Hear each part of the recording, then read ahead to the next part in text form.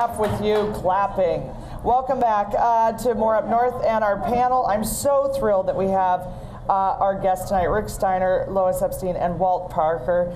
You've got to stop being this cute. You're making me crazy. Rick, before we went to the break, you wanted to make a point. Just a quick, on this subject of government regulation and politicians overseeing the oil industry. Jim Hightower in Texas just had a great comment about that. He said, you know, a lot of the politicians are about as confused as goats on AstroTurf about overseeing the oil industry and about climate change and solutions and such like that. And a lot of times, it's more, in my book, it's more malicious than that. It's not just that they're confused, it's almost willful neglect on behalf of the government system, and we need something better. So if we're going to keep doing hydrocarbons, which we are for 10 or 20 years, we need a better regulatory system. So. Yeah, since 1980, there's been no real regulation. And right now, you can't believe either the government or the industry. The government went so far down in the Bush 43 years that it's unbelievable. No matter, they were impossible to talk to. They started to come back under Obama, and may, if the Republicans stopped tearing him apart, come back further. But for example, when I chaired the Alaska Oil Spill Commission, we had a good Congress. We had Bush 41 as president. He was no help. Yeah. But we had a good Congress. We went in there and got the Oil Pollution Act of 1990. And part of that was agreement by the industry that they would all get together and coordinate and come up with best available technology on spill response and on preventing oil spills particularly. That lasted exactly 2 years. In 2 years, in 1992 in London, they all announced that this was all over and they were off on their own again.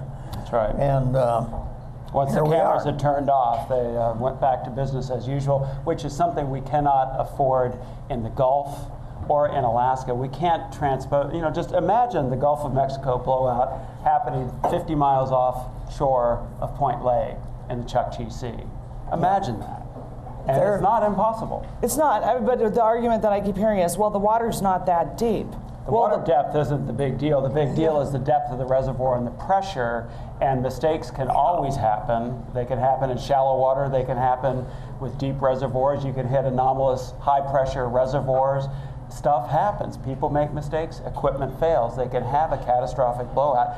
In the most recent environmental impact statement that MMS just put out, the court MMS who had somebody get pregnant from an Exxon exec, as I remember, correct? Yeah. That's regulatory oversight. Oh yeah, that's regulatory oversight, that's exactly. Right. Yeah, drill baby, drill. Failure to use best available technology. Anyway. The condom failed. In June of 2009, the administration asked me to come back to Washington and brief them all on what was wrong with spill response right now. And so I went through it and told them, you know, one thing, you're not spending a nickel in the federal government on it. The industry spends less all the time, so you're not going to get something for nothing. And I went through all the stuff, what was wrong with dispersants, what was wrong with in situ burning, and especially what was wrong with the mechanical recovery. And they were all there listening, MMS, now called Boomer, and Coast Guard, and NOAA. So they all went back and continued to do the same as possible, because the Arctic Research Commission made a big report to the president on what I had to say, but it unfortunately didn't get to him until May 2010, by which time we had oil all over the Gulf. So, you know, it's nobody gives priority. Can I talk a little bit about the deep water versus shallow water? Cook Inlet is considered shallow water. We've had blowouts there. Not everyone in the state knows that. We've had spills in the 80s. We're not talking way back in the 60s. I remember. Where it's been tough to clean up because of the broken ice. You just can't do it. Basically, the deep water, shallow water distinction is a convenient one that a variety of people are making to make it sound like it's different, but it's really a distinction without a difference. In Australia, not a developing country, just last year they had a shallow water blowout that went 70-something days. Yeah, that one lasted for a really long time. So, you know, So basically, it's what they tell you if you're in shallow water to make you feel better, but it really doesn't matter. I've sounds actually, like it's relevant, I've actually but it's fallen not. off a boat in Cook Inlet, and it's not that shallow. No, if it's over your head, it's not. It's over my, it's all over my head, and considering, you know, the fact that it's not transparent as to, it's definitely not transparent as to what the government will tell you about what's available for response. When Redoubt was blowing off and the tank Drift River, farm, yeah. Drift River, okay, whoever decided to put a tank farm for oil at the base of an active volcano should be thrown in it. But it I was, think that was Molly Sacrifice. Hickelstein. well, it was just, it's just insane. Yeah. It's like, I don't know, let's store the dynamite next to the bonfire. Really, what could happen? But when that happened, they said, we don't have to tell you, and it's national security, we don't have to tell you Yeah, how it was much oil is in nonsense. there. And it was like, okay, so how many, and Cook Inlet Keeper's been wonderful about staying on them, but you know, where's the spill response equipment? We don't have to tell you, it's national security. It's like, national security? Screw the nation, how's my SetNet site running next summer? Yeah. You know, how are people gonna be able to subsist? What about the people living, you know, all along in communities on Cook Inlet? It was just phenomenal. Our security is, we're not supposed to ask questions. If I could, Lois's point and Walt's point is right on target. They have to be more honest that there is risk, and that's both industry and government. And you can mitigate it down to as low as possible, but there's always going to be risk of a catastrophic failure.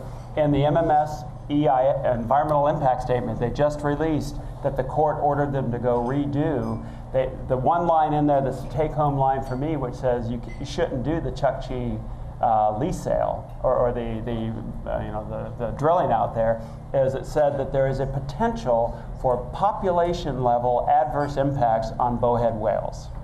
I'll say that again, a potential for population level adverse impacts on bowhead whales if you have a large spill at the wrong place, at the wrong time, where there's a feeding aggregation of bowheads.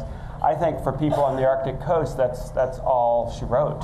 I mean, that's all people need to know. What business do we have posing that kind of a risk to the bowhead whale population in the Arctic Ocean? And that's just one species out of dozens that we're posing risk to. Right, so and is that's this not really just our like- only option? That's not You know? like just everybody loves whales, that's a food source. Yeah, it's and it's everything. I mean, you know what I mean? Yeah, It's a tremendous. And we have alternatives to doing the Chukchi drilling and the Beaufort drilling. I mean, there's the green economy that the world's moving forward with. We need to get rid of subsidies for fossil fuels. The G20 have promised they'll do that. Yeah. Right. Which are about $300 billion a year annually, globally. And then we need to tax carbon, and we need to apply those funds towards alternative and energy efficiency technologies. We know how to do this, we just need to do it. There are dollar signs in the Arctic right now because it's getting warmer. We all know that. Yeah. It's going to get easier to drill. You had the Bush administration lease the tracks in the Chukchi towards the end. Enormous amounts were leased without basic scientific understanding of the ecology there and what's going to happen. They've admitted that in their own documents that they don't have a lot of detailed information, and they could wipe out species. And they said, well, you know, that's not a factor in our decision making. I found it ironic that our lawmakers went and saw Everybody Loves Whales cast, went over and hung out on their sets to rub elbows with Drew Barrymore and Ted Danson. Is like, and they're suing the federal government over whale standards all the time. It's just, If you do love whales, show it with the Arctic Ocean. Well, that would be, I mean, and it's, I know that there are people that just say, well, you know, it's a great open space up there. There's not a lot. I mean, the same arguments we've heard for ANWR. Yeah. I find it a very different argument to talk about oil exploration on land as opposed to in the water. ANWR, I mean, you know, those arguments, we've seen the technology change. And in 1988, I went to college and I had a Mac, right? I had a Mac computer that was like this big, SE plus. 45 pounds Oh my or something. God. Yeah. It was like, oh yeah, oh my gosh. And the screen was like this big, right? And it was hot. It was very cool. And I look at, and then later the next year when I was herring tendering was when the oil spill happened. And I participated in that cleanup, and I saw the booms, I saw the dispersants being flown out of C-130s, I saw how they were cleaning it up. Okay, fast forward to this year. Same. You got a MacBook, you got an iMac, an iPad, an iTouch, an iHappiness, you got iEverything. The development of that technology between that Mac I had then and now is like night and day, right? Mm-hmm. Yep. And you look at the oil spill response development. They didn't Between take it seriously. 1989 in Alaska and Exxon and what was happening in the Gulf, and just as ineffective. Yeah. And the secret that they don't want to tell you is that once it's in the water, you can't clean it You've up. lost the battle Right. once it's in the water. And they won't admit that. Shell can put all the equipment they want in the Arctic for the Arctic sails and drilling. But regardless, whatever you spill there is going to stay in the environment and cause the damage that we know it will cause. So that's just the simple. Governments and industry traditionally understate impacts and size of spills, and they traditionally overstate the effectiveness of response. This is sort of their playbook for large spills. We saw the same thing in the Gulf. We saw the same thing with Exxon Valdez. It's the same thing all over the world, unfortunately. Well, we canceled offshore in Bristol Bay for all the arguments Here, that here. you just made here. Yes. And what's the difference in the Chukchi? The Chukchi has actually more sea mammal population, is much, could probably affect many more life chains than Bristol Bay. Bristol Bay had a lot of people making money off salmon, of course, and that helps. Well, that seems to help. And you know, Cook Inlet used to have sea mammals too. I mean, I'm not 180 years old, and I remember seeing walruses in Cook Inlet. That hasn't happened. We got to run to a break. We're going to come back with lots of questions for our fabulous panel. We'll be right back.